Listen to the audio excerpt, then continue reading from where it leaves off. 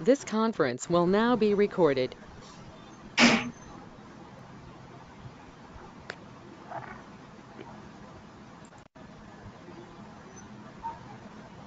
Good afternoon, everyone.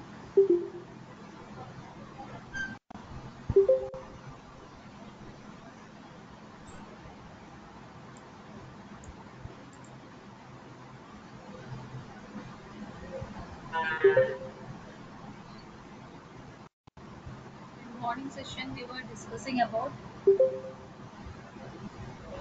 number data type, how to use that one.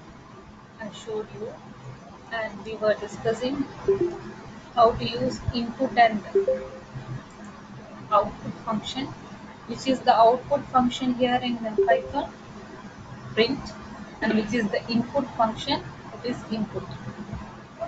Excuse me, ma'am. So I hope everyone understood.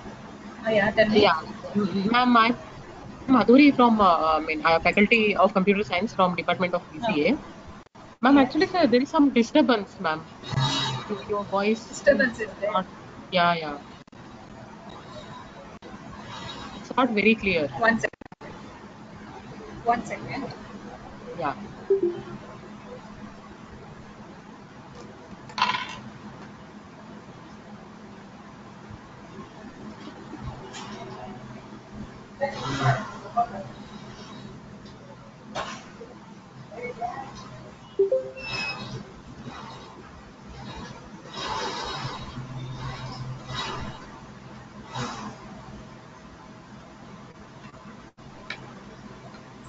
Hello. Now is this okay, madam? Hello. No, ma'am, not exactly. And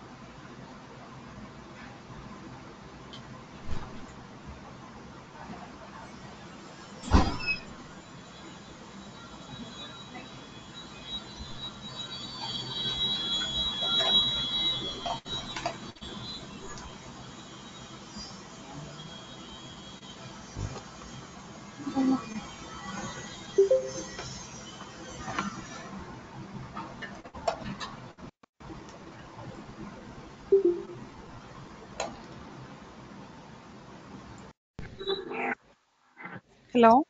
Now is this okay? Yes, ma'am. Now, yeah, it's fine now. It's fine. Okay. Yeah.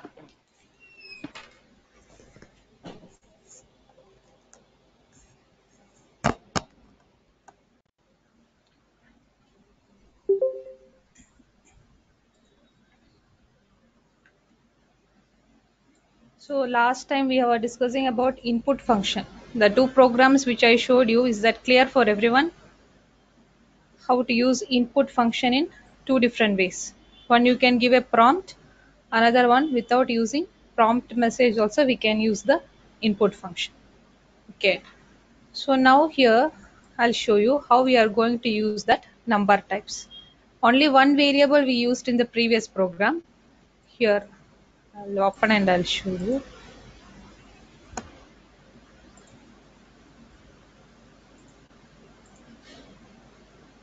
This was the first program using the prompt message, and one more thing we have done is this is the second one. Okay, Now how to use two different variables of the same types. So in this program, second program, here I'm going to edit one more variable I want. So b is equal to, again using which function? Input function. Okay. Now this statement I'm going to change.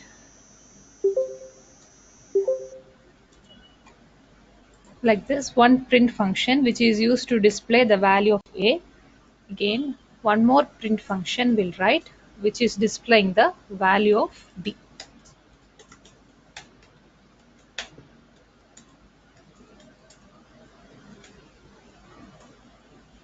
Variable name is b here. Okay, save this file, run and see what is the output. So it is asking numbers. I have not changed that statement. Okay, you can enter now two values. One value I have entered 56, press enter button. Next value is 96, press enter. So it is showing the user entered value of A is 56 and the user entered value of B is 96. It is showing for. Like that, any number of variables we can create it. How to display that values in this manner. Okay, so this also you should practice. Okay, now this I can change into a single print function. Only one print function only enough.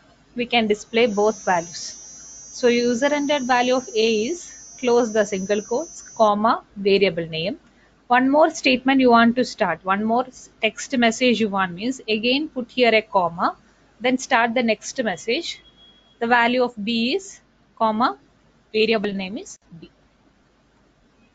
See what is the output. So two values, 5 and 2. So I'll get the output in this manner. User entered value is 5 and the user entered value of B is 2, like that I'll get the statement. So which manner you want, you can write it. Again, that is your wish as a programmer. Okay. Now here in Python, we have a function format. Okay. We can use that format function to do the output formatting. So here only we can see, to format our output, to make it look attractive and all, we have a built-in function available here in Python, that is format. So how to use the format function for that print statement, that I'll show you. Same statement only, the same line, but how to use with format. So the same line only I want. User entered value of A is, so I copied that one, pasting it. To give that value there, or to, we want to replace that location with a value. So to tell that, we are using a placeholder, like which one? Curly braces. Okay, this is called as placeholders in Python. So there, while running the program, we need some value to be replaced there. So right now in the program, we are writing with the curly braces, two curly braces. It is telling the placeholder. And next one is, so like this, together our text message. Again, after B is also, I need another placeholder because they are a different variable value to come and replace while executing the program. Close the single quotes. Now, this time when I'm using format, there is no comma. We'll use their dot. Dot format, that is our function name. In which formatting we want? The first placeholder you want to replace with which variable name? So that is A. And second placeholder that you want to replace with which variable name? B. Close this function bracket and close our print function bracket.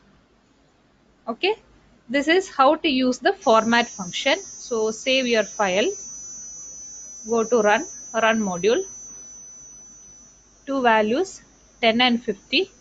So I got first line that we used only with the print, normal print function we have used, not without the formatting and all. So I got user entered values A is 10 and user entered value is 50, like that.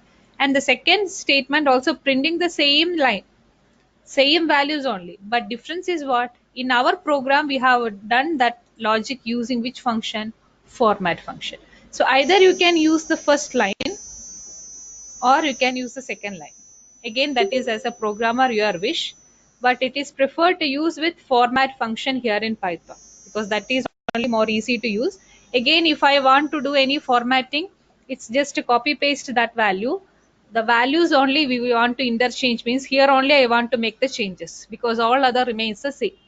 So in that way, it is very easy to work with which function? Format function. So it is preferred to use with format, or else you can use this first line only. Both anyway, same output it will give you. Okay, clear these things? Any doubt?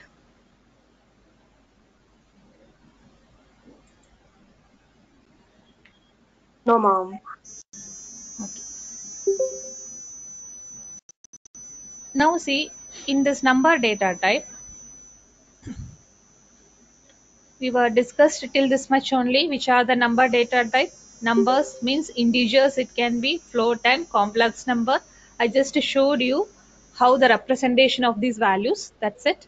Now we have some built-in functions. We can use one type function to know which class a variable or a value belongs to. What is that point class? Here I already told you in Python it is following object oriented programming system, or that way of programming. Everything they considered in the form of what? Objects. So every object has properties, that also I explained. So if you think your pen as an example for an object, pen has what properties? Its physical appearance and its behavior. Like physical appearance is its color, shape of the pen, all comes under which one? Its state value, and its behavior is how it is behaving. So what for purpose we are using for that? We are using it for writing. Okay, so that are the properties of the particular object. If you think any other object also, chair also, if you are thinking, what are the properties for the chair? Again, its physical thing is its state values, like its color, shape of the chair, all comes under which one? Sorry,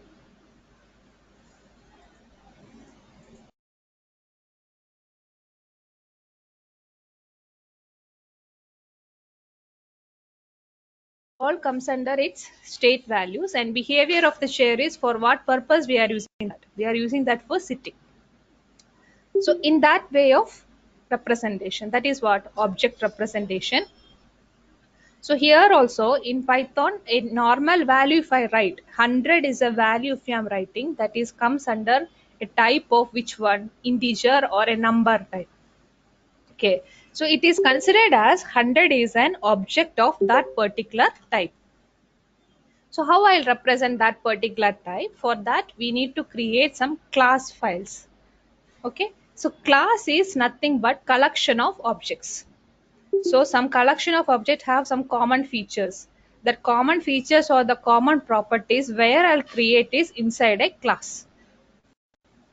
Okay, class vehicle if you are creating, then vehicle class consists of what? It's a vehicle type and number of wheels, what is the color, what is the brand, all those things are the properties for the vehicle. Then we'll create object from that vehicle, means we can create car as an object, we can create bike as an object, all are which type of object? Vehicle type of object. So in that manner, integer type of a class means whatever values I represent all comes under which class only? Integer. 100, 200, everything that comes under which type of class? Integer type of class. If I represent any decimal number, all those decimal values comes under which class? Float class. Like that they have already created, it's in the form of classes and objects. So class is nothing but collection of objects which is having some common features. So integer class means integer properties only. Float class consists of floating point or decimal number properties. So whatever values here I am going to use in my program in Python, if it is an integer value, that belongs to which class? Integer class, which is a built-in class available. Okay, so if you want to know what is the type of the class the variable belongs to, we can use this built-in function, what? Type. Okay, so the type function we can use to know which class a variable or a value belongs to. Okay, Now another important function is instance1 function is there. That function we can use to check if it belongs to a particular class. So some checking only, some comparison if I want to do whether this variable value belongs to that particular class or not, like that, some comparison if you want, then I can use which function is instance function that gives you output in the form of true or false. Boolean type only the output there. Okay, so here these are the two main function now we are going to use there. Then later these functions we will use. So here in your shell window, you see, I'm going to do in the shell window. You can do it in a file also, no problem. But this is easy way to understand. So I'm doing it here in the shell. One variable created with a value 10. So if you want to know what is the class name they already created for this type of which variable, a variable. So we are using what? Type. Inside the bracket, the variable name is specified. So it will show you like an output. So like what? Class name is what? int. Okay. That is a built-in class name here in Python. So whatever number type, integer type of value I am assigning, for every time, what is the class name or to which class it belongs to, int class it belongs. So that output only I am getting by using which function? Type function. You specify here directly a value. Type of 3000. No need to use any variable, nothing. You can directly give a value like this. Now what it is showing? Same output. That also belongs to which class? Int class it is showing for. Clear this thing? If you have another variable which is a decimal point value like this. Okay. Now what is the type of this variable b? Use the same function type. What it is showing? The class name for that variable or that object is what? Float. So this is a class name here available. It is an identifier which is a built-in class name. Now, last time I showed you how to create a complex number. We can create like this. That time I showed with small letter j, capital J also we can use it. Now what is the type or what is the class name for this object C? It is showing the class name is complex. Okay. Clear? Now Boolean type also I showed you. We can give the Boolean as true or false. What is this class name? Boolean is the type we are telling, but the class name is what? Bool. Okay. So these are the main classes or the basic classes we are using here in the Python to represent our normal data. All these things is in the form of objects and classes. So if I use a normal data like this 10, 3000 also, they are considering that as an object of which type? Integer type. Okay, so that point is important. Now, is instance is a function where I can just check whether this variable or this value belongs to that particular class or not. Like that, we can just compare that statement using which function? Is instance function. So is instance, here I'm going to check C variable or the C object whether it belongs to this particular class or not, like this. Okay, so by seeing the color change only you can make out. See this purple color, it is showing all built-in names or built-in identifiers. These are the function name here, type and all. This complex is a built-in name for the class. So all the built-in identifiers in Python here in this idle window, it will show in what color? Purple color it is showing for you. Okay, and here you can see this keyword which I used. Here it is showing in what color? Orange color. So like that you can identify it, which is an identifier, which is a keyword in that manner. You see here, now what output it will show for this statement? Is instance C object belongs to the class complex. That one we are checking. So we are getting an output what? True. Okay. C, I stored which value? Complex number only. So that object belongs to that particular class complex. So it is showing you an output what? True value. You check is instance of A comma complex. So now it will show you what? False. Okay, because a holding what value? 10. That belongs to a class integer, int. So only here I got an output what? False. So clear this much? How to use a type function, how to use isInstance function here in Python. Any doubt?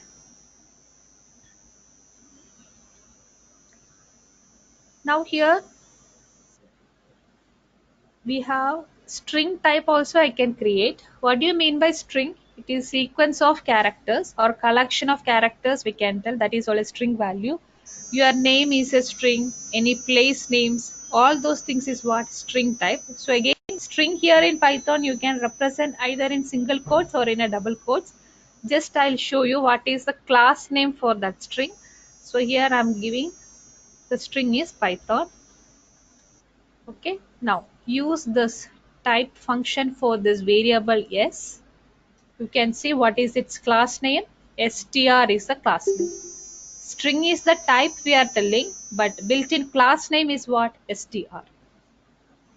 Okay, any doubt in these things? Now these all just checking and we are retrieving what class it belongs to or whether it belongs to that particular class or not. We have typecasting functions here in Python. That means what? Converting one data type or one type into another type, that is called as typecasting. Okay, so we can convert from one data type into another data type using these built-in functions. Int function is there, float function, complex function like str function also is there. Okay, so only basic things now we are learning. Later when we learn other data types like dictionary, list, tuple and all, then also there also we will get the typecasting functions. That time that examples I'll show you. Now we are going to see how to convert from integer to float, float to complex, like that. Okay, so here I have data. A is one integer type of value. Okay. We are telling convert that one into floating point. So float is the function name. Float, inside the parenthesis we have mentioned the value, which one? A variable. A holding what value? 10. So you see what is the output? It is showing as a decimal number 10.0. But you just display the value A and see. Is there any difference in that A? A is still the integer number 10. There is no changes in that one. That is the property here already we have told. All numeric types or the number types are immutable, which means when an object is created, its value cannot be changed. So that value remains same. There is no difference in that value. But I can do this kind of conversion. And this value, if you want to use, you can save into another variable, then you can use it. But the original value A remains which one only? As an integer number without fractional part. Clear this point? Any doubt? There we have a floating point number, you see, b equal to 4.678687, like that, a number which I created. You try to convert that one into integer by using this typecasting function int of the variable name b. So now what it is showing? I got the integer part. 4.678687 was there. That decimal point part it ignored and it is showing only what? Integer part for you. Clear? Now, if you convert the complex number format, so complex is the function name. The integer value A, if you try to convert into complex, it shows like this. What is the output? 10 is the value there in A. 10 it taken to the integer part, real part. The imaginary it added with 0. Same thing you try complex of floating point variable, that is B. So what it is showing? That number again that taken to which part? Real part. And the imaginary part it added with what? 0 there. Clear this much? Can I convert a complex number into floating point? We have a complex number here. C is equal to 5 plus 6j. Can I convert this number into a floating point? So if we want to convert it, we use which function? Float, and my variable name is C there. So that is not possible. So that is actually a higher data type. Which one? Complex. So from a higher data type to a lower data type, conversion is not possible. Okay, integer and float, okay, that remains at the same type, same way only it will use. Only difference is one with fractional part, another one with without fractional. So I can convert integer to float. Float also I can convert back to integer. But if complex number, you can't convert into float and you can't convert into integer. Okay. We can convert float into complex, integer into complex. From lower to higher only possible. From higher to lower, it is not possible. Clear these things? Any doubt?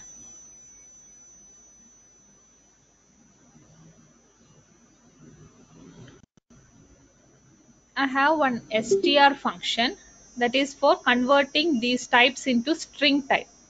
Okay. So str of A, you see, it is possible. Only what is the difference there? Within single quotes, it represented the number. So now 10, it is a string type like that. I can take it. Okay. Same manner, you can do it for B. That is also the only that much is the difference. Same value within single quotes. If I represent, that is a string value. Str of complex number, that is also possible there. Okay, clear this much? So this is about your number type. We can create the values. We can create the values. We can use the type function. Then we can use which one is instance function. Then typecasting functions are there. Float, int, complex, str, like the typecasting functions are there. All these things we can use to managing your number data type.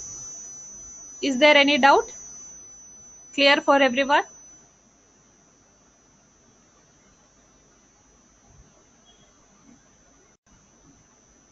Yes, ma'am. Okay.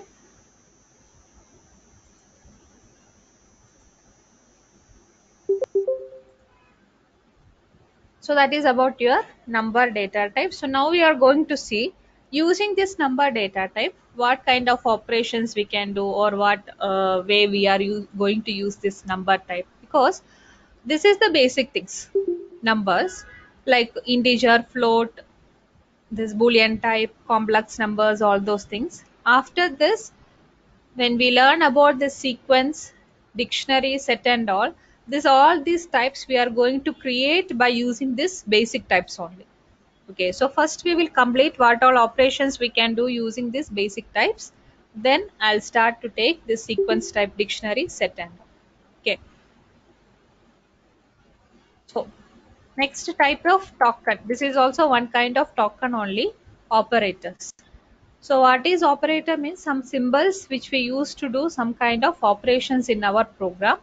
So here we have arithmetic operators, then we have relational operators, assignment operators, logical operators, membership operator, and identity operators. So these are the main operators which we used here in Python. Okay. Arithmetic operators means which is used for your normal arithmetic operation like addition, subtraction, multiplication, division. Okay. In that, commonly we have plus, minus, star, slash, and this modulus. In Python, they have added two extra operators in arithmetic, that is these two slash symbols and the two star symbols. Okay, plus that is for addition, minus is for subtraction, star is used for multiplication, slash is division operation, but it gives you quotient value after division. Okay, this is called as modulus operator. It is not called as percentage, it is called as modulus. It is give you remainder after the division. Okay. Now, sometimes after division, the quotient value you want to retrieve, but you don't want the decimal part. Then we can use this double slash, which is used to give the floor division. That means without decimal point, I'll get the output. Double star is used for exponent operation, that means raised to the power. Some power values and all if you want to calculate, then I can use which one? This double star symbol we can use it. Okay, so now I'll show you how to use these operators in our programs. Okay, and this arithmetic operators is a binary operator, that means minimum two values we need to use this operator symbols. Okay, minimum two, maximum it can be any number. So minimum I need two values or two operands we will tell to use this arithmetic operators. Clear? So we are going to see that only. So in this file I'm going to take a new file is open.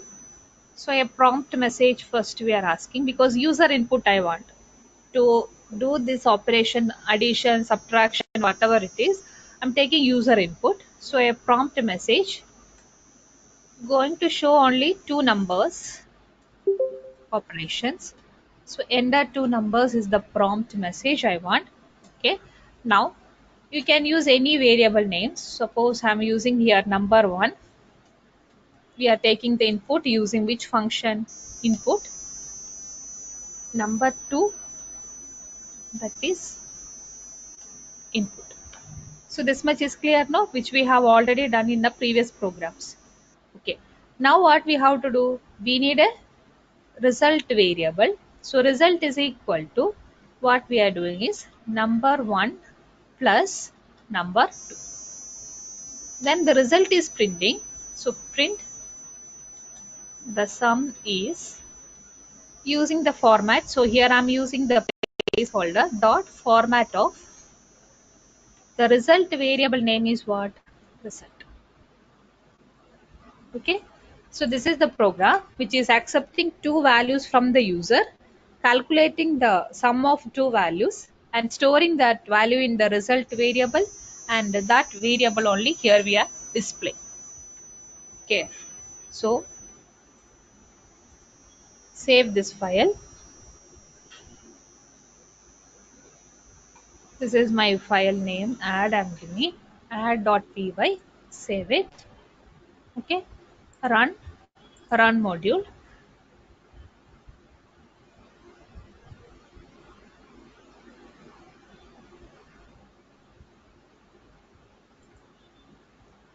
Asking two numbers. Now any number we can give. Suppose I have given 20 and 60. So what output we want? 80 is the result I want.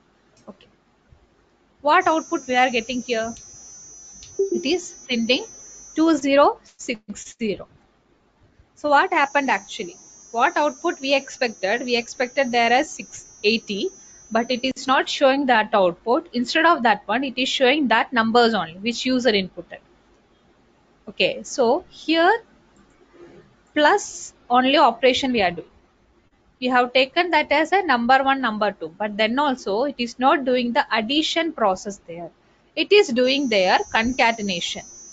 Why? Because using this input function from your output window, whatever values we are typing and it is reading in the form of string only. Okay. If I input 20 also, the input function is able to read in which form? As a string type it is reading.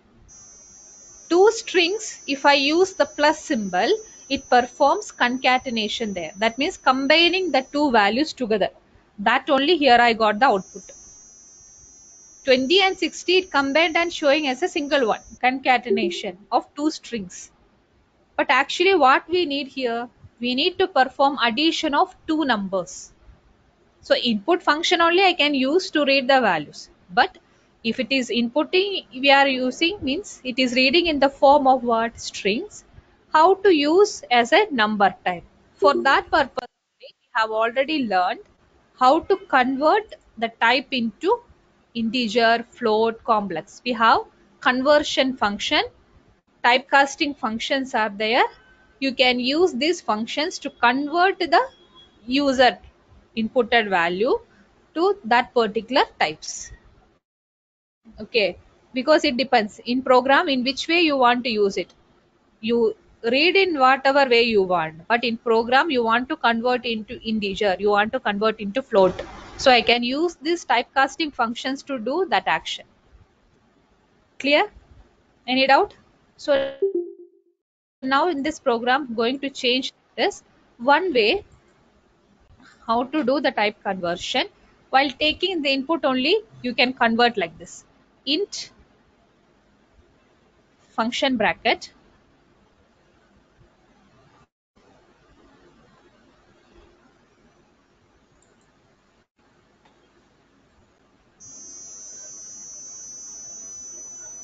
inside that bracket we are writing which one? Input function. So always inner bracket will perform first. So inside this input, inside the int function, we have which one? Input function. So first it will read the value which user inputted there. Then that is converting into which type? Integer type. Then it is storing into which variable? Num1 variable. That is the meaning of this line.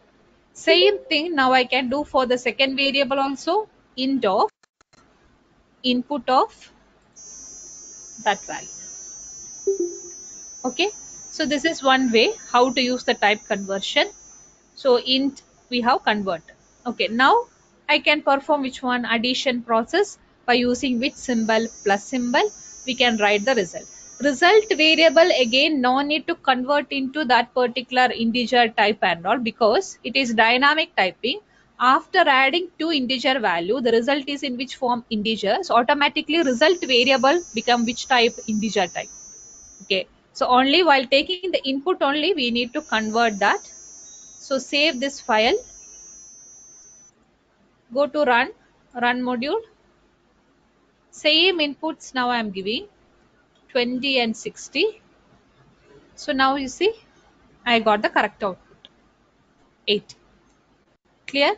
So previously what was the problem? Whatever you are inputting in this shell window, using input function, that will be able to read in which form? String form only. Two strings, if I do plus symbol or addition, it is meaning concatenation only. So we converted reading, then we converted into which type? That particular number types, integer, float, whatever you want, you can convert it. Then we are displaying the result. Clear? Any doubt?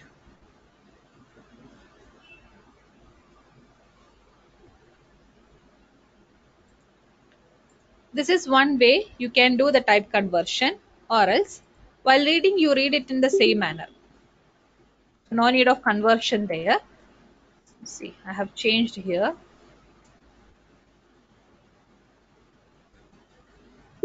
Now, before doing the operation, that time you can convert like this. So in that expression, we are converting into integer and doing the operation. So this is also possible. So either while reading itself, you can convert it. So then later in our program, no need to convert every time and all. Or else you read in the normal way without conversion. Then while doing that particular operation, you can convert and use that number types. Then result is printing there. You see, same output I'll get. And module. So same values 20 and 60. Now also output is same there. Clear? So anyway you can use it. Again, that is your wish. It is not compulsory to use only the first form which I showed. It depends upon the logic which we are working. You can use whichever way you want. Okay. So inputs you are taking in one form. But later in your program, that in same input only you want to use in the form of integer, you want to use in the form of floating point, then it's better to use in this way, the second way which I showed you. Or else before only what? That value which you are reading, throughout your application or throughout your program, you are going to use that as an integer type only, means better while reading itself you can convert into integer and you can store it. Okay, then no need to take any worries and all, because already you converted and you stored in that variable. Then in the later in your program, whatever operations you want, you can use it in the form of integer. Clear? Any doubt? This statement, third variable and all, like result variable, you can ignore it. See, if any line in the program, if you want to ignore it, we can comment that line. So commenting means your interpreter will not take that particular line for execution. Okay, we can ignore for the current execution, something like that means we can use the comments. So in Python, hash symbol we can use to comment a single line. Only that particular line, if you want to comment, we can use what? Hash symbol. So see, their color only got changed. Okay, so when I run this file, save, run and see. The first lines and all, it will work. Enter two numbers. Okay, two values I have given. Now, the last statement, it was what? Printing the result. So that result variable only not there. What is there in the result? Nothing is there because that line got commented there. So interpreter will ignore that commented lines. So only in this program now I got an error like this. So you can ignore the third variable to do this kind of operations. You can directly do that one in the printing statement. Okay.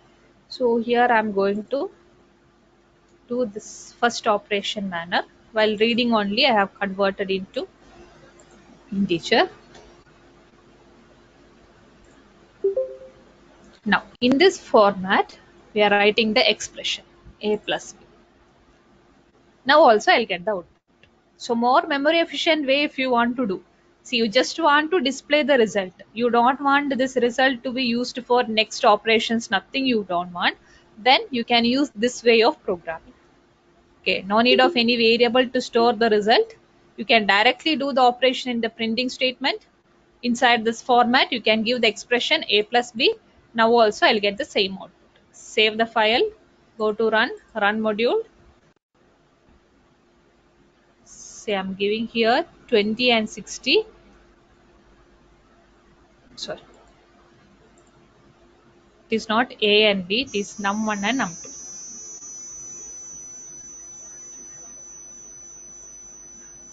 Save, run. So 20, 60 is the values. So see, again output is same. Okay, so any manner you can use it. So I'm showing you all the possible ways. Which way you want, you can use it there. Clear? Now here this is printing the sum. No. Now we can do print.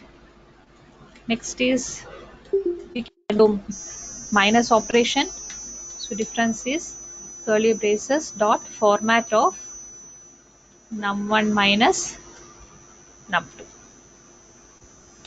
Same thing you can do for product. So the product is curly braces dot format of num1 minus star symbol num2. Okay. Now same thing. You have other operator symbols now for arithmetic. One is quotient value. So for quotient we have single slash, and another one is remainder value. So we have there modulus operation, and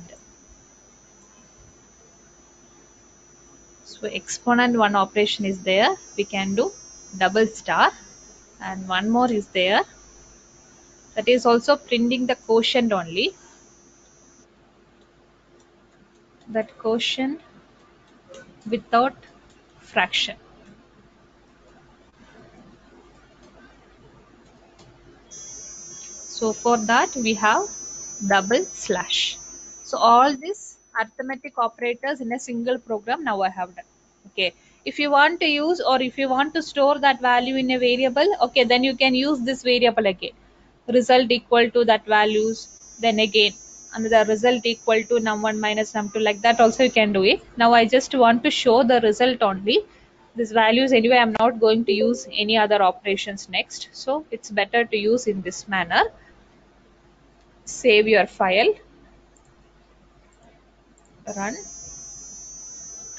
Okay, 5 and 2 values I'm giving. So sum 7, difference is 3. product I got test 10. We have done first division operation is with slash symbol. So single slash if I am using, I am getting the quotient value with fraction part. And modulus operation we have done again division operation only, but it is giving you what? Remainder. Okay, so 5 divided by 2 will get the remainder as what? 1. That output I am getting. And exponent is 25 it is showing. That means 5 double star 2, 5 raised to 2 it is doing 5 square, that is which value? 25. And for this double slash symbol, what is the output you see? Quotient value only. 5 slash 2 quotient value, the value without fraction part. So I got only what? 2. So is this clear for everyone? Any doubt? How to use your arithmetic operators here in Python? That is this example. Okay.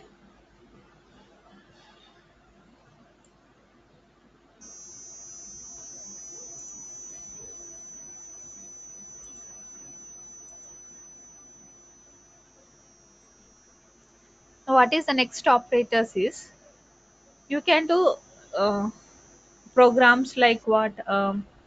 Program to find area of rectangle, program to find square and cube of a given number.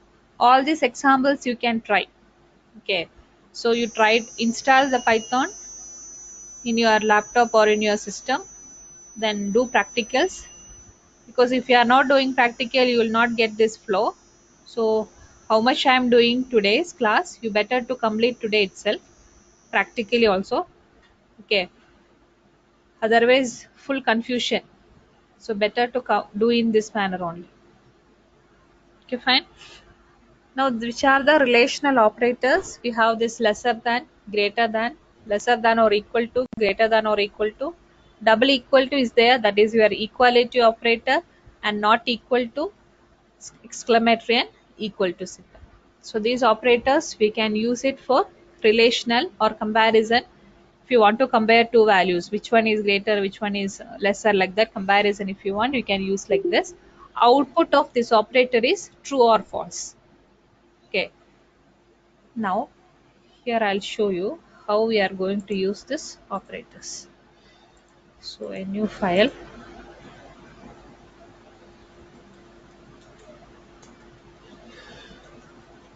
print. Any prompt messages you can give, again that is your wish. X is equal to,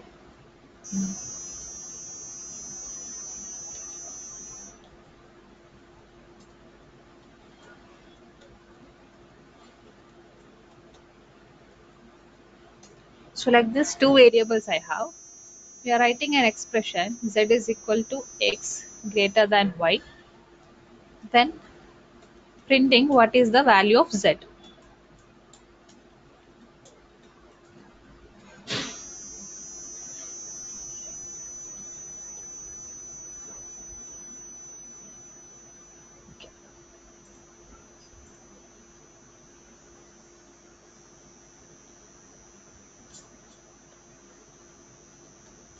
So relational is the name I have given.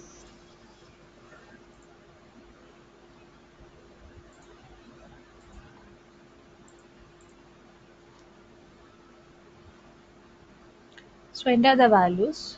First value is 200, second value is 100. So the comparison there we have given is what? X greater than y.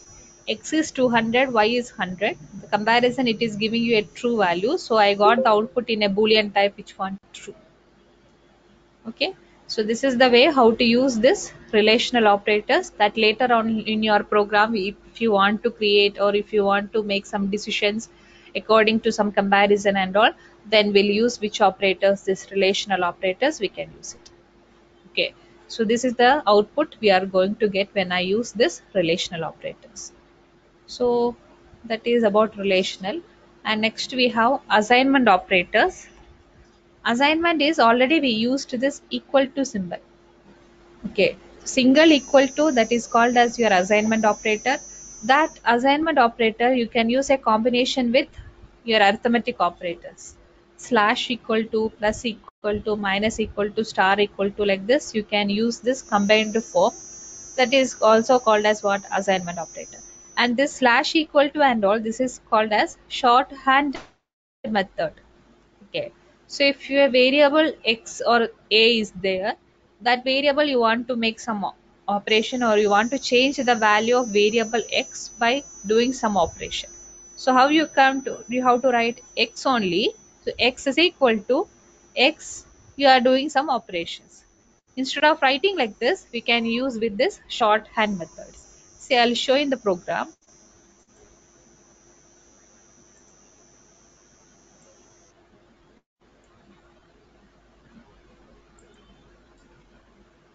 So I have a variable here x, and here we are writing x value I want to change by multiplying x with 2. This is the expression. So what I have written, x equal to x star 2. X already have one value that we are changing by multiplying that value with 2. And the result again storing back to which variable? Only x only, because x only we want to change it. So here we are printing the value of x. We are printing here x.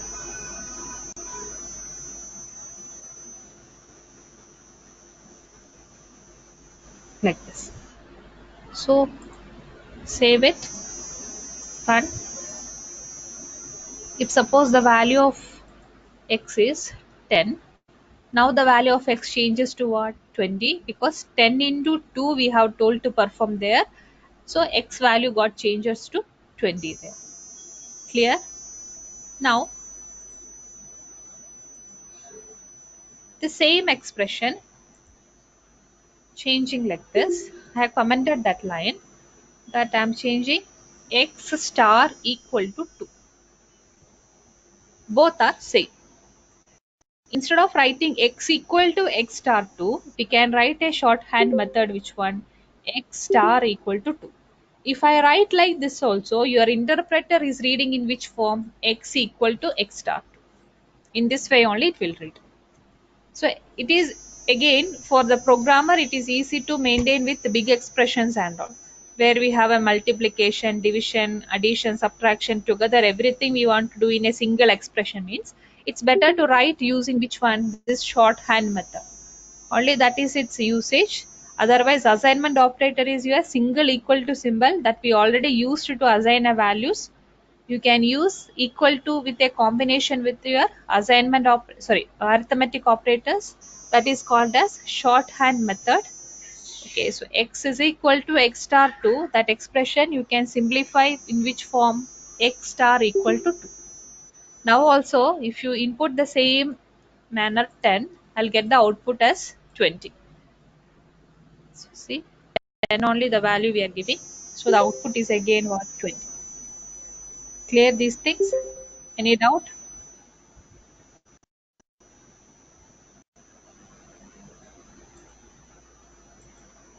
So that is your assignment operator. Now next operators we have,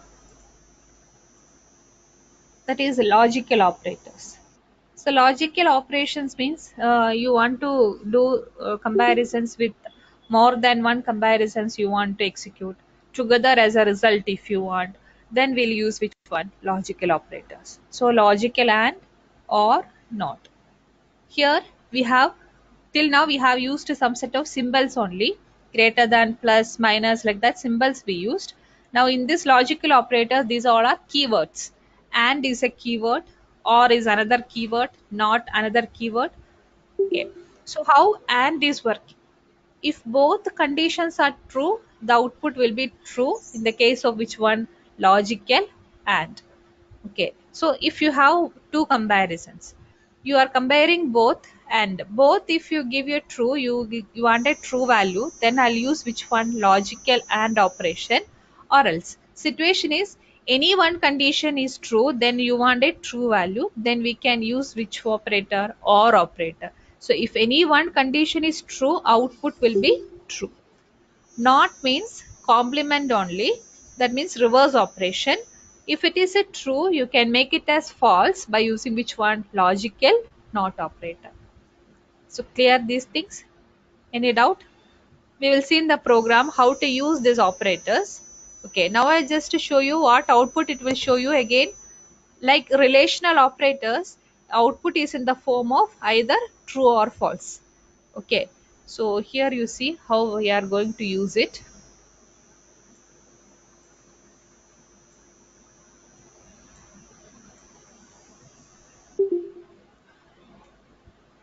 Again I have and one more value y, and here we are writing z is equal to, I have two comparisons. One is x greater than y, that is one comparison, and logical AND operator is used. We have x greater than 0. So see, the whole thing is in one bracket. In that I have one comparison that is in one bracket, another one is in another bracket like that. These both comparisons we have combined using which operator? Logical AND operator. Okay. So when it gives you true value, when both the comparisons are true, logical AND gives you a true value. Okay. So we'll display and see according to the inputs which I am giving, what is the value of Z.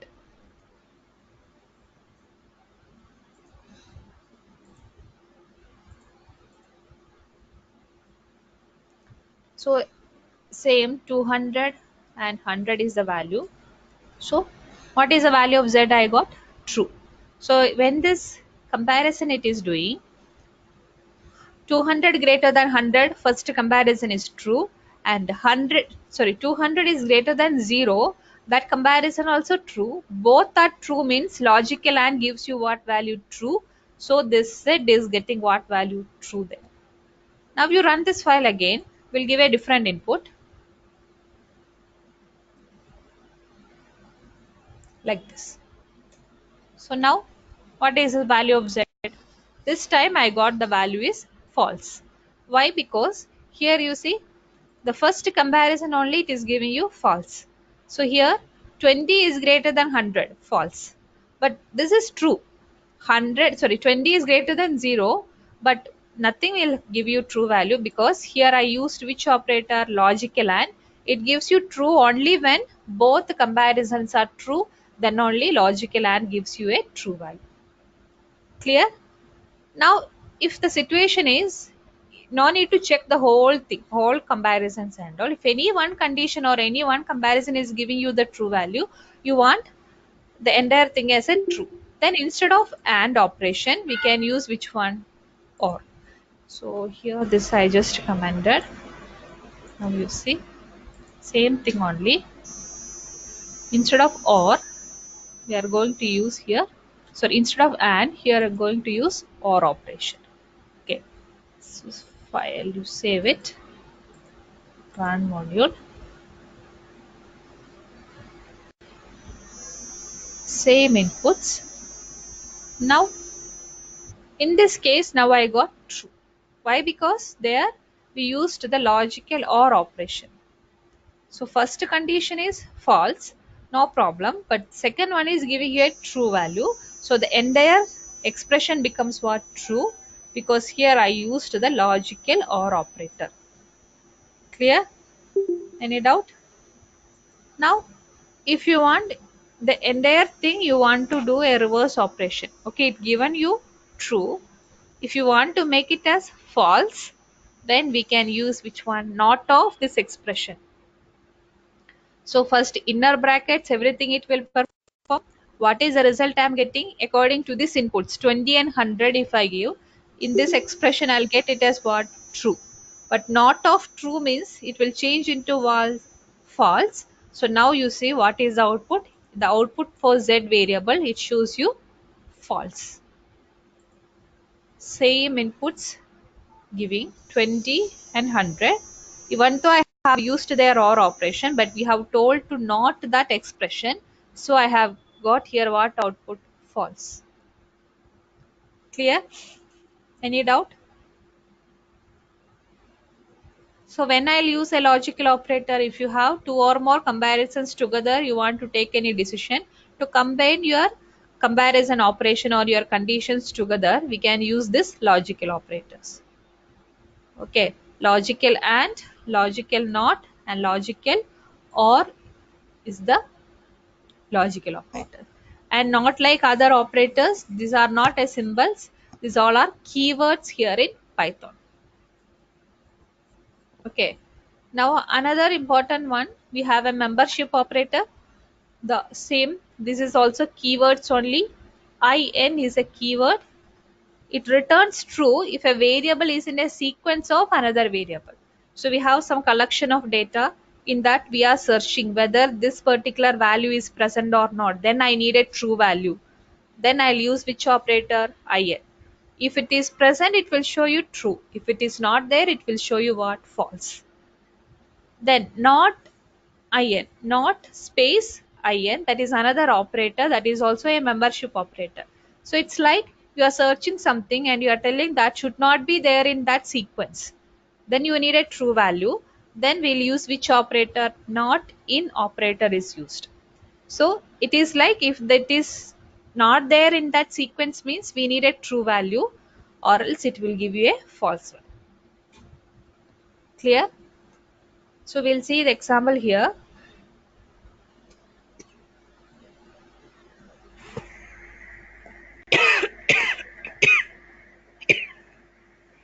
Sorry.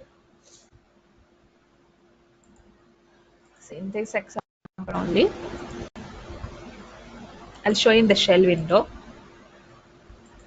To represent a sequence, right now I'll show with only strings.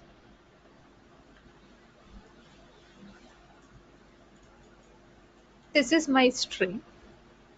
This is a sequence type, right? Because here we have sequence of characters, letters. Now we are writing an expression. We are checking whether O in membership operator in the sequence of which one? That variable? Yes. So this one again, it gives you output in the form of what? True or false. So what is the output? You see, I got the output as true. Okay. Now if you give here X in S. So X we are searching in a sequence where yes. So this time it shows you what output? False it will show you. Clear? So in, it gives you true if the value is present in the sequence of variable. Okay. Or else it gives you what? False. Now this situation, X only, you are searching in the sequence variable yes. But you want a true condition, not a false. Situation is like this only, but the output you want in the form of what? True. Then you can use what operator? X not in the variable yes. Then I'll get what? True. So is this clear? How to use this membership operator in? In gives you either true or false. When it gives you true, if that value is present in that sequence, then it gives you a true value, or else false. Okay, not in means not space in. It's not together. Not is one keyword, in is another keyword, but if I use like this, it is an operator that is called as membership operator. Okay, it gives you true if it is not present in the sequence. Of the value is not present in the sequence, it gives you the true value, or else false. Okay, so this is your membership operator. Any doubt? Clear?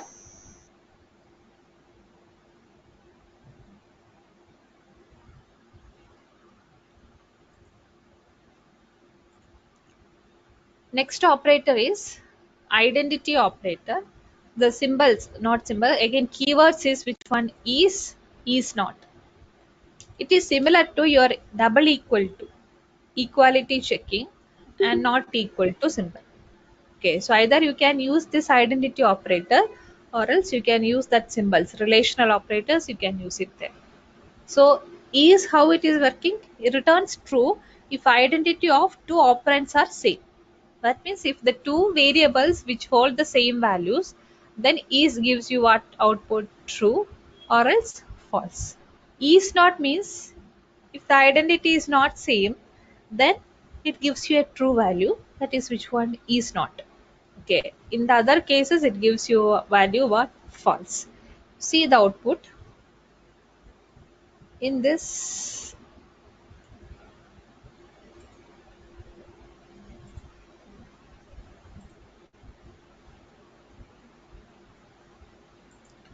Here I have a variable, value is 5, another variable creating that value is also 5.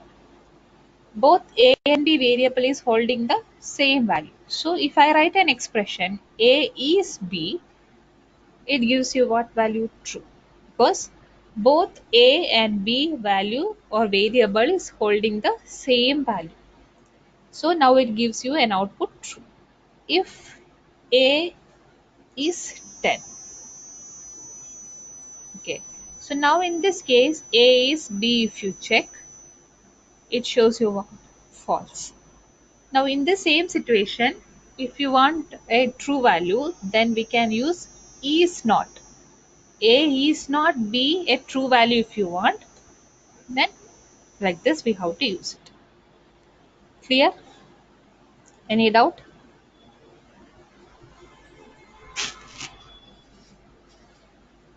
Okay, so all these things you have to do practically. Okay, so these are the main operators here in Python. We have arithmetic operators, relational operators, then we have logical operators, membership operator, identity operator, assignment operator. All those things are important. Okay. Now one program is how to interchange two variable values. See, one new file I have opened. The question is how to interchange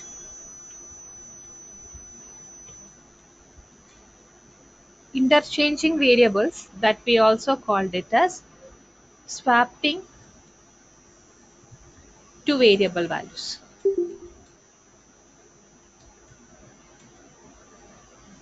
That is the question. So we need two values there. Okay, we will take the input from the user. Print.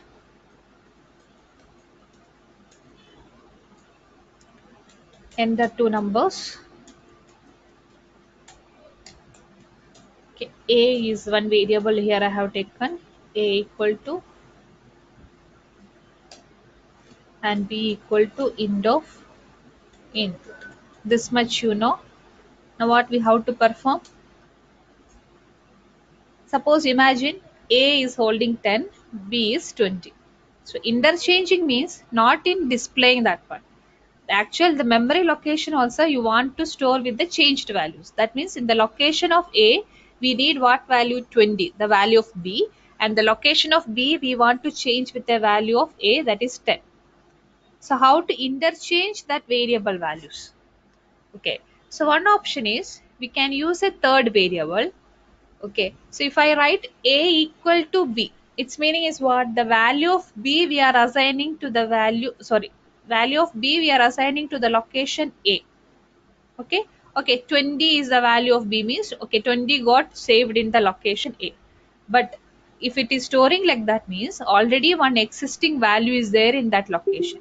It will erase that existing value, then only the new value is getting saved there. So how B will get the value of A? So that is one problem there. For that purpose, what we are doing is we creating a temporary variable temp like that. First we are storing temp value is what? The value of A. So from the location of A, we are storing that value into which location? Temp location. Then we are telling what?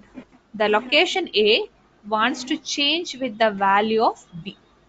So A is equal to B. Then we are telling B is taking the value from the location, which one? Temp. So clear how we have interchanged the values? To show you what is the difference, before interchanging, here I am going to display the value of A and B. See, it's like before swapping,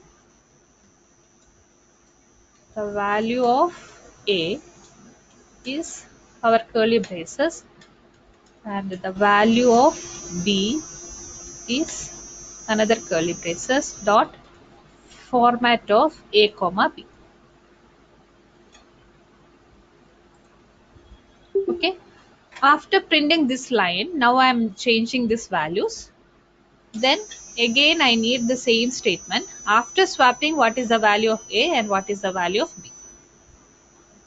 So here it is. After swapping,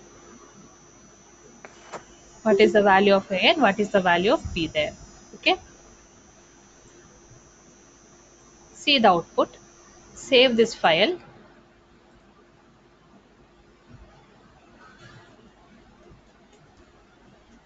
.py. Run module. So enter two numbers. So A is 10, B is 20 we are giving. So before swapping, the value of A it is showing 10 and the value of B is 20. After swapping, A got changed to which one? 20, and the B value also changed to what? 10. Clear? What is swapping technique? This is we used with a third variable. So first the value of A we stored into this third variable location. Then the A is changed with B value. Then B is changing with the temp value. Okay. So this is one way to do the swapping. Without using this third variable also, we can use the swapping technique. Okay. So this I am changing different program. Now same statements I want. Before swapping, what is the value A and B?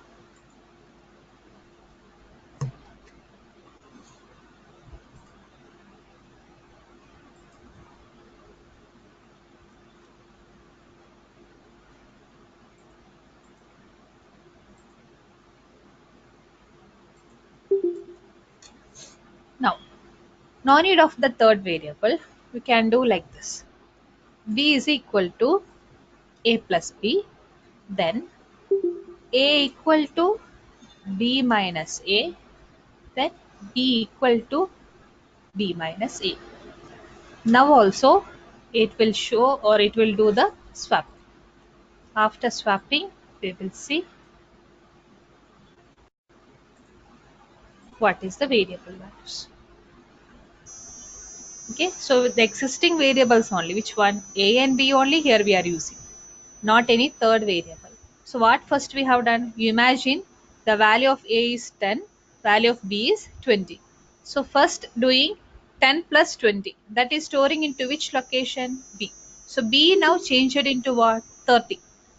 And we are telling A we are changing with what expression value? B minus A. So B is now 30, A is 10. So 30 minus 10, what is the value there? 20. So 20 got saved into which location now? A. Now B is changing now. The existing value in B location is what? 30. Now the A is with what value? 20. So 30 minus 20, the B changes to what value? 10.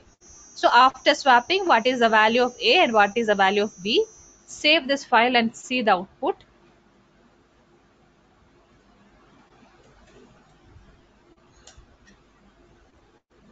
Run module. Same manner will give 10 and 20 as the input. So same output will get. So swapping is important. You should know how to interchange two variable values. Not only in display, you are actually changing in the location there also. So that technique is called as what? Swapping of two variables. First example I showed you with a third variable, temp variable we have used, storing the value in the temp and retrieving that one later. The second example for the swapping I showed you without using a third variable, we used our arithmetic operations. Plus, minus and all we have used it. Okay, both way you can use, because you have seen here, if I use both technique also, output is same. So which way you want you can do it, but both way you should know how to swap two variable values. Clear these things? Any doubt?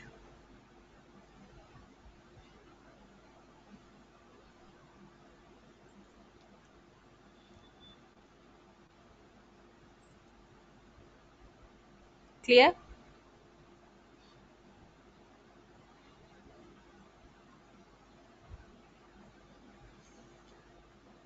Okay, now another things I'm going to show here is in the shell window. So I'll show you. Suppose you think here I have a value. A value is 100. Okay. I think everyone have heard about ASCII values. ASCII is American Standard Code for Information Interchange. Okay, so in your keyboard we have so many keys. For each key or for each character, a particular code number is there.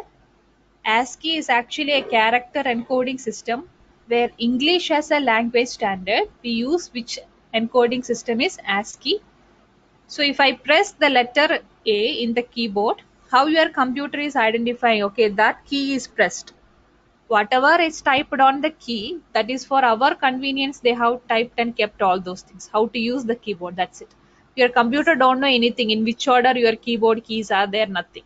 But then also it is performing the action, no, whatever keys I am performing. How it is possible? Because every key has a code number. So when I press that particular key, that code number is converting into binary format, which is already saved in your computer. So your computer is identifying, okay, the user has pressed this particular key, so that action to be performed like that. So here I have a variable 100. How to get that ASCII value and how to convert that one into character form? The value is 100. What is the particular character for that 100? How I can retrieve that information? Okay, so for that we have a built-in function here. CHR is a function. If I pass this CHR of this variable A, it shows you what is the character for that code number 100. So 100, it is the code number or the ASCII value of which letter? Small letter D. Okay, again, same keys only we are using for representing capital A to Z and small letter A to Z. Then also difference is there, right?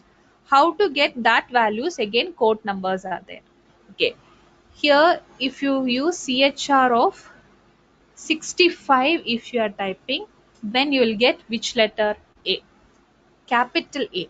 So capital A is starting with what number? 65. Capital B is 66. If you want, you can try and see what is the value. 66 character form is which one? Capital B. And small letter A is starting with 97. So if I pass a number 97, the character of that 97 is which one? Small letter A. So CHR function is used for what? For getting the character of a particular number. Okay, clear these things? Any doubt? Like, it is not only our keyboard is not only having which one? List letters. We have numbers also. We have special characters. Some other control key. All those things is there. For everything, values are there. Okay. Now, if I pass a character, what is its ASCII value? How I can retrieve its ASCII value? For that also, we have a function. ORD is a function which I can use to get the ASCII value of a particular character. See here I am passing characters. No, so we have to give within single quotes or in a double quotes. Okay.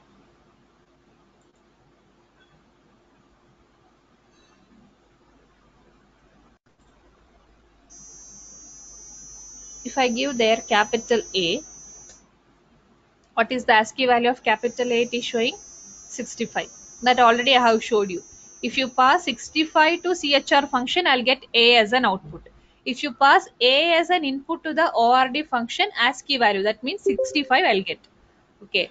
So ORD of this digit 2.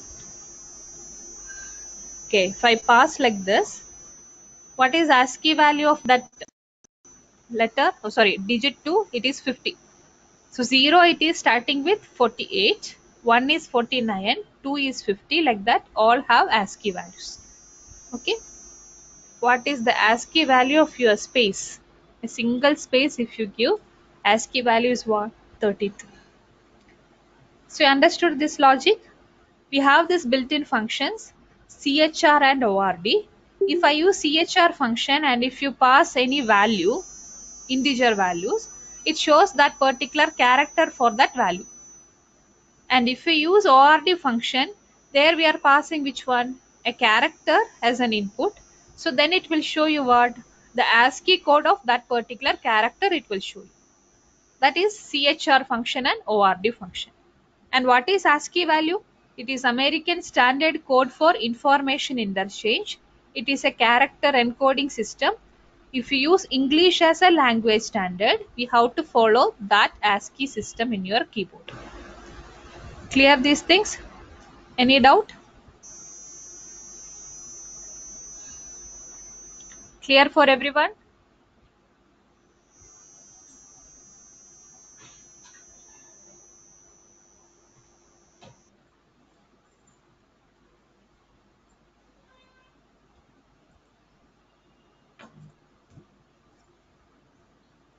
So after these operators, now we are going to learn how to do some decision making statements, how to perform this kind of logics in our program. So you are testing something. If this is true, you want to execute some set of statement. If that is false, another set of statements are there to execute. Like this, some comparison based of programs you have to write. Then that is called as what? Decision making statements here in programming. So the first one is if statement. So if I can write in different ways, different syntaxes are there like this. Okay. So first one is simple if. So how to write that? That if here I have written that is a keyword. If is a keyword space. What is the expression you want to evaluate? That means some comparison, whatever it is. Write that expression and a colon. If I give a colon here, it means something is there to execute inside this if condition. So it will keep this much indentation for you. That means this much space it will give. It's meaning now you are inside this if condition. Whatever statements you want, you can write inside this if. Okay. So it's like I want to check a number which user inputted is divisible by 5. Okay. So we are writing the expression.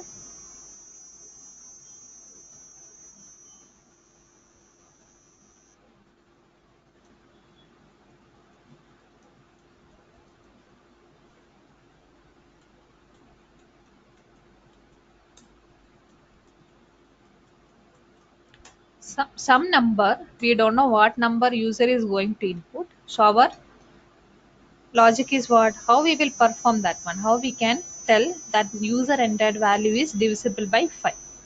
If user is inputting 25, okay, by seeing that only we know 25 is divisible by 5. If it is 32, we know 32 is not divisible by 5. So on the basis of what you are telling it is not divisible by 5, 25 is divisible or 32 is not divisible. So it's like if you divide any number by 5, the remainder is 0, then it's meaning that particular number is divisible by 5. Otherwise, it is not divisible. So that is our comparison, or that is the way we are doing the divisibility checking. Okay. So here asking user to enter a number. Okay. That I'm storing in the variable n. N equal to, anyway I need to convert that one into integer type only. So int of input. Now if, see if is a keyword, so its color got changed to what? Orange color. So n, which operator we need to use to get the remainder after division. Okay, so here we have learned arithmetic operations. In this we learned about this modulus operation, this symbol, which will give you the result as a remainder after the division. Okay, so that operator only now here also we have to use. So n modulus, with what number you are dividing? With 5. And whatever result I am getting from this operation, the remainder value, that we need to equate, or equality we have to check with what value? 0. So what is expression I have written there? n modulus 5, that first it will perform. That value we are checking or comparing with a value what? 0. Okay, if this is equal to 0, then we are telling. So colon, press enter, you see automatically cursor came where? In the middle position only, that is this indentation automatically it is maintaining. If I'm not using this colon, you see here, it goes like this. Okay, if I type the statement what I want to display, I'll show you. Now I want it is divisible like this. This is the statement I want to display. Okay, we'll save this file.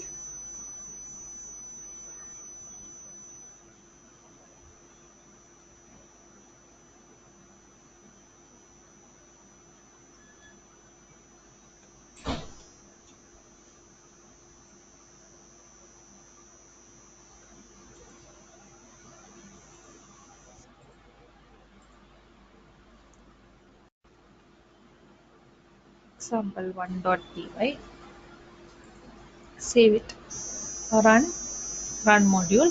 So what it is the problem? It is showing a syntax error because in Python that is a syntax of using that if statement. So you have to maintain in that way only. Otherwise it shows you a syntax error like this. So it is showing here expected colon like that. It is showing you. Okay, you have to give the colon there. And if I give colon, we can run it again. Save it. Run module. Again, what is the problem you see? Expected and intended block after if statement on line number 4. So again, syntax wise, if you give there a colon, this print that we should show inside of the if. So how I mentioned that is inside the if. So for that only we have to maintain a tab space indentation. Actually one tab space only. That means 5 spaces is the indentation there. Okay, so actually we no need to worry. If you properly give this colon and all, automatically the cursor will go to that particular indentation only. Clear about these things? Any doubt? Okay, you see now the output. Save the file, run module. So enter a number, it is asking 200 is the value I have given there. So it is showing what? 200 is divisible. It is divisible like that. I got a statement because there while evaluating this expression 200 modulus 5 division operation, after division what is the remainder here we are getting? 0. 0 is equal to 0, true. So the entire if condition is true. So if it is true, it will enter where? Enter inside this if. There what is the statement we have told to display? It is divisible, so that output I got it there. Clear? Any doubt? Now this is working only for what values? The numbers which are divisible by 5. See, you run it again and give an input like this, 22. Press enter button. Is there any statement now? No, because in our program we have given only the statements for what? If that is true, execute this line. If this is false, we have not told anything to perform. So then I need what? A false statement also I want. If this is true, execute this line. If this is false, we have another line to execute or another logic to be performed. So how I'll tell if this is false? For that we have another syntax of if. There is a second one, if else. So if that expression true means some set of statements. If that is false, that we are representing using which keyword? Else keyword. For else again no need to give the condition there because else will execute always when the if condition is false, then else will execute automatically. Okay, so else is representing the false statement of the if condition. So now this program here I'm going to change with if else.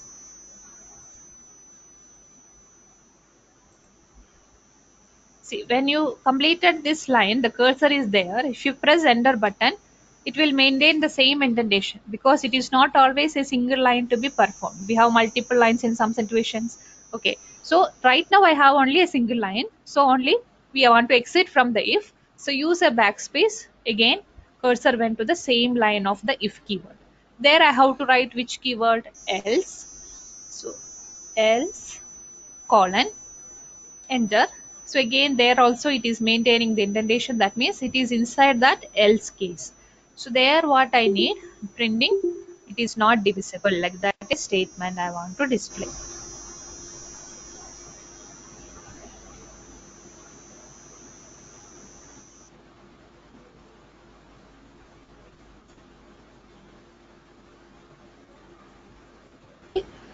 That is the changes we have made. Save your file, run, run module. So enter a number. Now if I give 22, I'll get a proper output. So whatever value user input, no problem. We are getting a proper output. If it is divisible means I'll get divisibility, that message. If it is not divisible also, we are getting a proper message. Clear these things? Any doubt? How to write decision making statements in our programs. Okay, so the simplest form is simple if, that is only for the true conditions. If you have both the conditions values, like true also you want to execute, false also you want to execute, means if else syntax we have to use it. That is only commonly used decision making statement syntax. Okay, if the condition true, execute some statements. If that is false, that we are representing using which keyword? Else keyword. So that else statements we can execute them. Clear?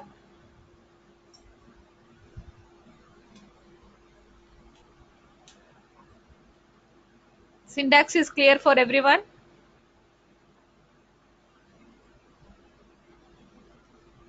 And this program you can change now in more meaningful manner. I want whatever value user entered, that value is not divisible by 5, like that a statement I want, means you can change this one like this, that curly braces is divisible by 5, and this curly braces with what value you want to replace. So we'll use format of the variable n.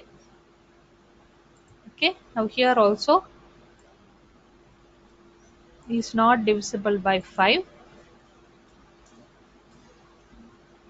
dot format of again the same variable. That's it. Some changes I have made.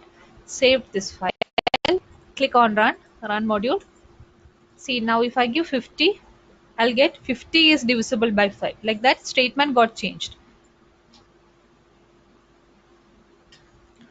If you run this file again, give a different input. If I give 81, now what it is showing? 81 is not divisible by 5. Clear these things? Any doubt? So with this index, you can do so many programs. One is largest of two numbers. How to find largest of two numbers. That is the next program commonly we use. Okay, so in that kind of logics, two values we are taking the inputs. So how I tell which is the largest? So again I need a comparison statement. So if the comparison is giving you true, then I have to display the statements what that value is the largest. Else case, the different value is the largest. Like that we have to give a statement. So same in this program I want two values, two numbers. So this program is to check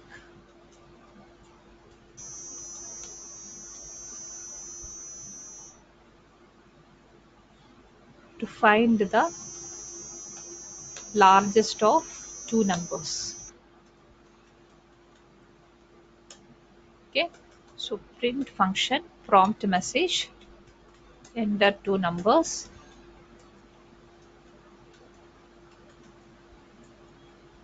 then a and b two variables. So you can take float also, no problem. Here I'm using with integer.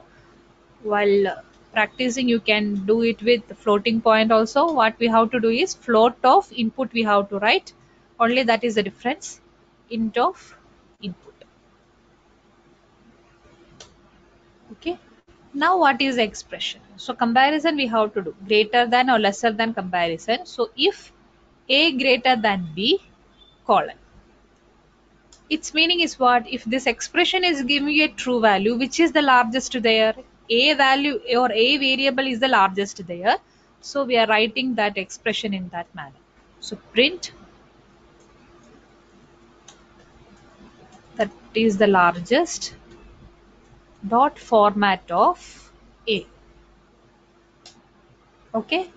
If this is false, so it is else. If that expression is giving you false, it's meaning which is the largest value? B is the largest. So we can write print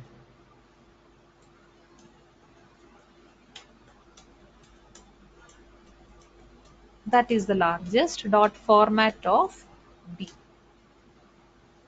like this. Okay. Save this file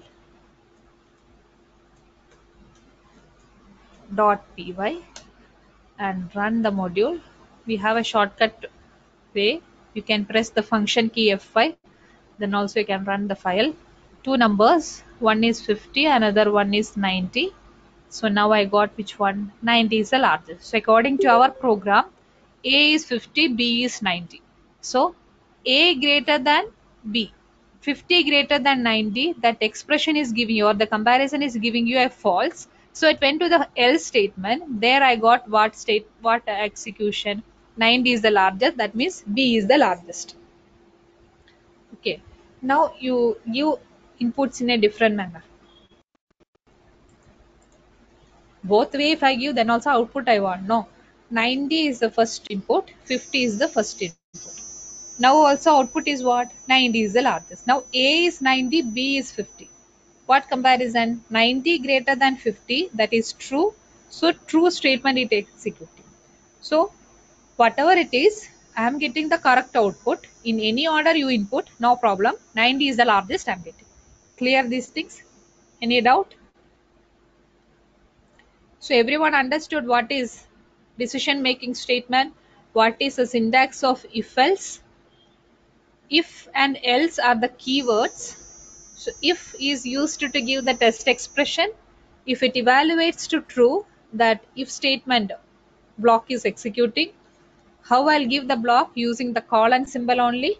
It indicates there we have inside the if statement, we have statements to execute. If you are not giving this colon, it gives you a syntax error. And if you are not maintaining the indentation also, again I'll get a syntax error. That everything I showed you. And if this expression is giving you false, we have a false statements to execute, then that we are representing using which keyword? Else keyword. Another statements we can give it. Okay, fine. One more example I'll show you.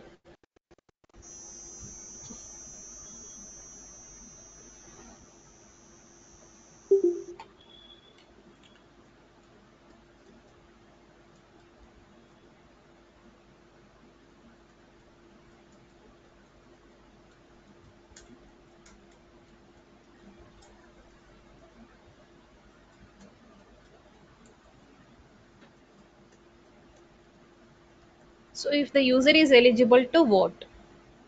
Okay, so how to check that eligibility factor? So age value we have to take. If the age is greater than or equal to 80, then we can tell the user is eligible, or else user is not eligible. So for that we are asking user to enter the age. So enter your age. Then one variable I have taken is age. Age equal to, anyway that is in integer format only. So int of input.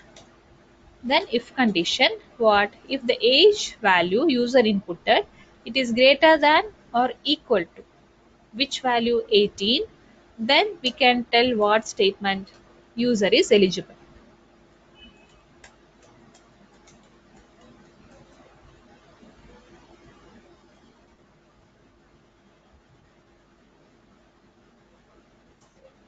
Else case, user is not eligible.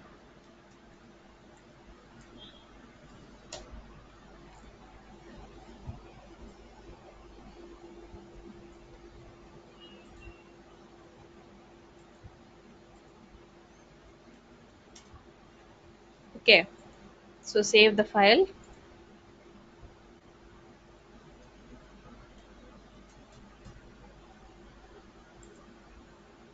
run module. So if the user inputted the value of age is 20, it is telling user is eligible. If any user comes with the value, age value, which is lesser than 18, then it is telling user is not eligible like that. Clear? Any doubt? Okay, so these things you have to try practically. Can do programs with arithmetic operators. I told you, you can try the programs, like one program is program to find the area of rectangle, then program to find the sum and average of 10 numbers you can find. So 10 variables you have to create it, 10 values you have to take input from the user, then first total of the 10 numbers, that is sum, and average is what? Total divided by number of elements. So both values you have to display. That is one program you can try. Then which one? Find the square and cube of a number. That also you can try. With this if else also you can try the programs like finding program to check whether the given number is an even number or odd number. Even or odd you can check. So what is the condition for the even or odd? Again, divisibility we have to check. All even numbers are divisible by 2. So if condition, if you give the divisibility factor, whether it is equal to 0 after division, if it is equal to 0, then we can tell the given number is an even number. Else case, it is an odd number. That is one program you can try with this if else. Then another program we can check whether the given number is a positive number or a negative number. So which are the positive numbers? Means the numbers which is greater than 0 is positive, all others is what? Negative. Okay, so in this manner you can have to try these programs. Okay, fine. So what all things we learned in this session? About number data type, how to use that number data type,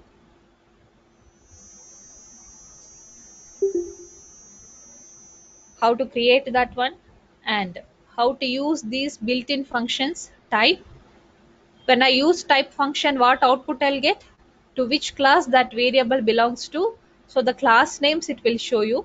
And we learn how to use isInstance function. Again, we can check which class it belongs to, whether it belongs to a particular class or not. IsInstance function. Then I showed you how to convert from one type into another type. Type conversion built-in functions are there, int function, float, complex and all. And conversion is possible from higher type to lower type only possible. From lower to higher only possible, sorry, from lower to higher type only possible. If you do the reverse, you'll get the error. That also error also I showed you how the error it is showing. And this output formatting, using the format function, how to do that formatting, that also I showed you the example. Now we learned operators. How many operators we learned? Arithmetic operators, relational assignment operators, logical operators, membership, and identity operators. Okay. Then started with decision making statements. In that, two syntaxes I showed you for the if statement: if, simple if, and which one? If else. Those programs only we have done. How to use this syntaxes. Okay. Is this clear for everyone? Any doubt is there? If anything is there, you can ask me now.